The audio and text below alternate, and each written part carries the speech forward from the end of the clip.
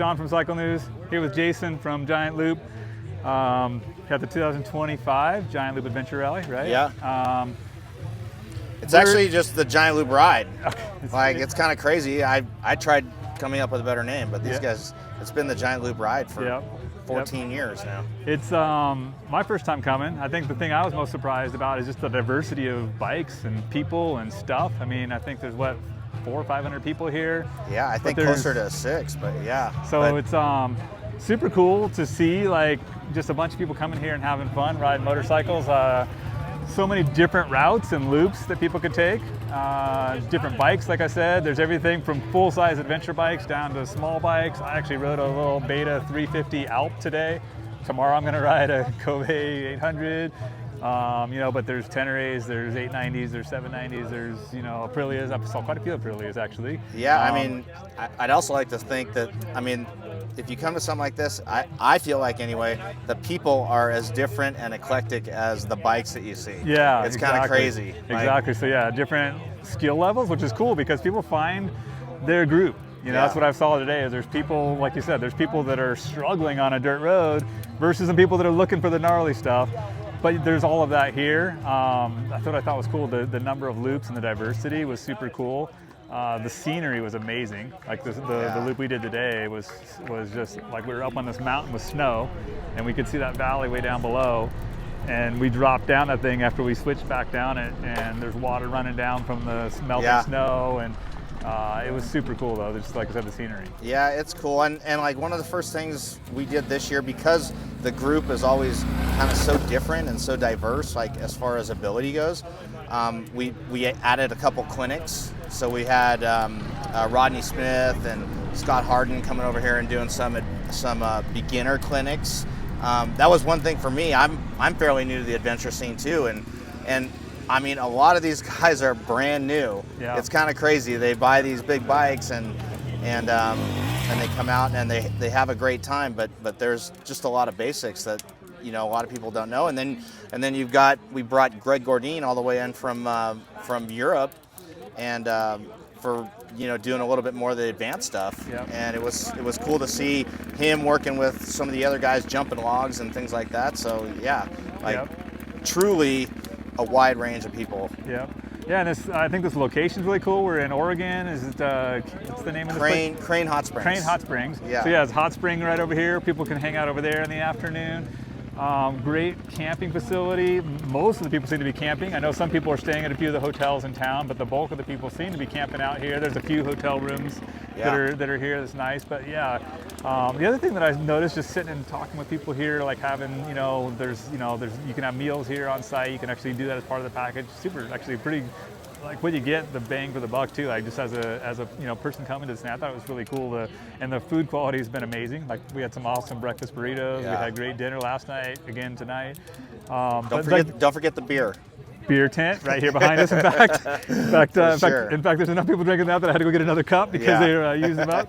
But yeah, it's just a cool vibe. But like what I also love too is just sitting at the table, just randomly sit down, start talking to people, and I also see like more experienced riders, like I talked about before, kind of sharing their knowledge with some of the people that are newer to it. And what do you use for tires, and what do you do for riding technique, and of course, with USWE and Giant Loop, there's some products you're using, and like today it was super cool to actually put some of the bags on and carry my camera equipment and all that, and like the versatility of that just makes the ride more enjoyable. And so yeah, like I said, some of the newer people can kind of see like, what do you do? How do you gear up for this stuff? It was really cool too. So. Yeah, what's really cool, at least from my perspective, is USWE bought Giant Loop just 3 years ago, and because you have the two, you've got Giant Loop, who does soft luggage for the bikes, and you've got USWE that does packs and hydration packs for the body. So it's kind of a really good marriage. And we've kind of infused some of the USWE ideas into Giant Loop and vice versa. So and that's kind of what you have here today, and we've evolved this really over the last few years, and it's a lot of that infusion that's continuing to make this event even better. Yeah, and I think it's probably really cool for your whole team. I know there's a bunch of people here from Giant Loop and USWE just to see, like I said, this diversity of people and learn from like what do they need, like want different, right? It's like Yeah. I can see like that kind of interaction going on really as well. Yeah, it's funny because even though the people are so diverse, like whether it's where they come from or their ability on the bike, it's funny how an event like this in the middle of nowhere at someplace super cool where you're just riding motorcycles and having a good time and drinking beer and whatever, you come back here after a day riding and everybody can talk about the same thing. They kind of like bench race, and about the day and whether it's your ability, you can all sit down and you got like something in common. Exactly. Like I actually sat down with some guys and they did a different loop than what we rode today, and we were sharing notes about like what did you guys see and what did we see versus what they saw.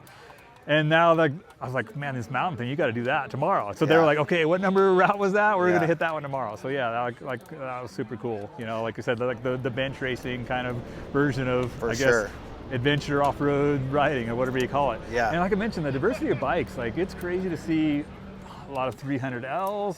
We just saw like, that some TW200. of the TW200. There's probably at least 10 of those here.